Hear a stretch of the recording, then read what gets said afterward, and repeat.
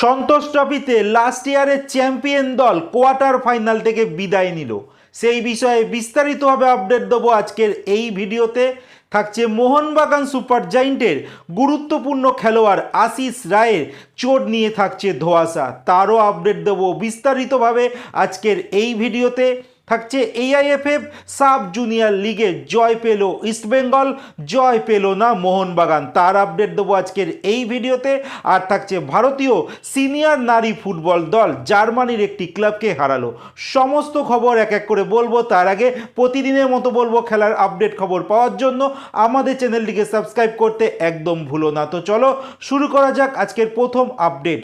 আজকের প্রথম যে আপডেটটা নিয়ে শুরু করব সেটা সিনিয়র নারী ফুটবল দল যারা এই মুহূর্তে তুর্কিতে রয়েছে, আর সেখানে ইউরোপের নামি নামি ক্লাবের বিপক্ষে তারা প্রস্তুতি ম্যাচ খেলছে, যেখানে তারা গতকালকে মানে সোমবার দিনকে জার্মানির একটি নামকরা দল, যেই দলটির নাম হার্তা বিএসসি ফ্রয়েন, আর এই দলকে ভারতীয় সিনিয়র নারী ফুটবল দল 1-0 গোলে হারিয়ে দিয়েছে।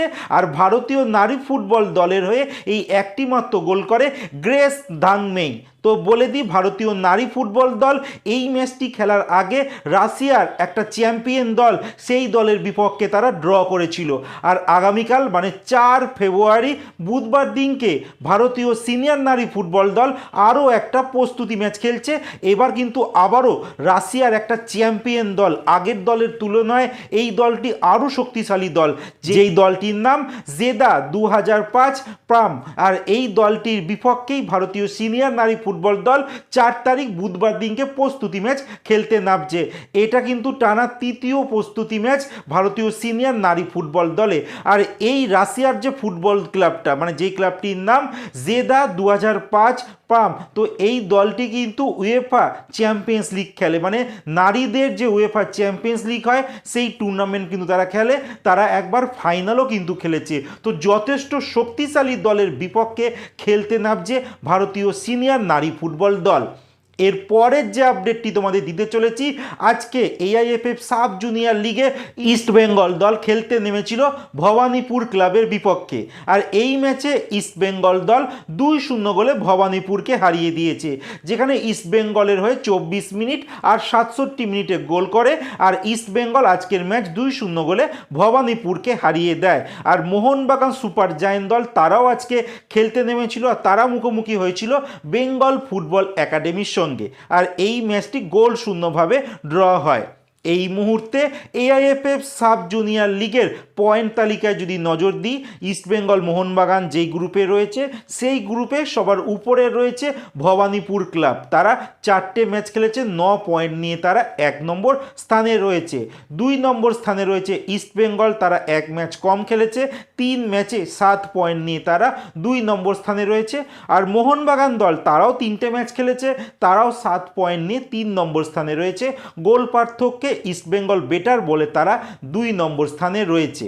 যাই হোক, এর পরের যে আপডেটটি দেবো, সন্তোষ ট্রফিতে আজকে কোয়ার্টার ফাইনালের ম্যাচ ছিল 4টে। এখানে লাস্ট ইয়ারের চ্যাম্পিয়ন বাংলা ফুটবল দল আজকে কিন্তু সার্ভিসেসের কাছে হেরে বিদায় নিয়েছে। তো দিনের প্রথম যে কোয়ার্টার ফাইনাল, যেখানে রেলওয়ে দল তারা 2-0 গোলে হারিয়ে দিয়েছে রাজস্থানকে।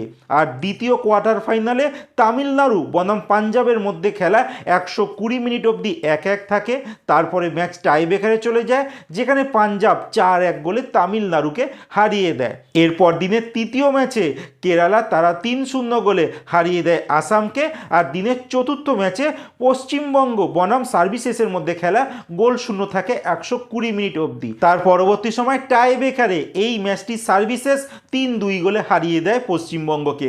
আর এই ম্যাচে কিন্তু টাই ব্রেকারে বাংলা দলের হয়ে গোলকিপিং করছিল গৌরব সাউ, তিনি টাই ব্রেকারে 2খানা সেভ করেন। তো যথেষ্ট ভালো পারফরমেন্স করেছে এই গৌরব সাউ, তাও আলটিমেট আজকের ব্যাড লাক ছিল বাংলা ফুটবল দলের জন্য। আর লাস্ট ইয়ারের চ্যাম্পিয়ন দলকে কোয়ার্টার ফাইনাল থেকে এই বছরের মতো বিদায় নিতে হলো। যাই হোক, এরপরে যে শেষ যে আপডেটটি তোমাদের আজকের এই ভিডিওতে বলবো, মোহনবাগান সুপার জায়েন্টের একজন গুরুত্বপূর্ণ সাইড ব্যাক খেলোয়াড় যার নাম আশিস রায়, তার কিন্তু চোট লেগেছে। গত 24শে জানুয়ারি ইয়াং ইউনাইটেড প্রীতম কোটালের দল আর সেই দলের বিরুদ্ধে প্রস্তুতি ম্যাচ খেলতে নেমেছিল, আর তখনই তার হাঁটুতে চোট লাগে। আর সেই চোটটা এতটাই গুরুতর, এই মুহূর্তে যা আপডেট বেরিয়ে আসছে তাকে অস্ত্রোপচার করতেই হবে। আর যদি তিনি অস্ত্রোপচার করে তাহলে কিন্তু তাকে 2 মাস কম করে মাঠের বাইরে থাকতে হবে।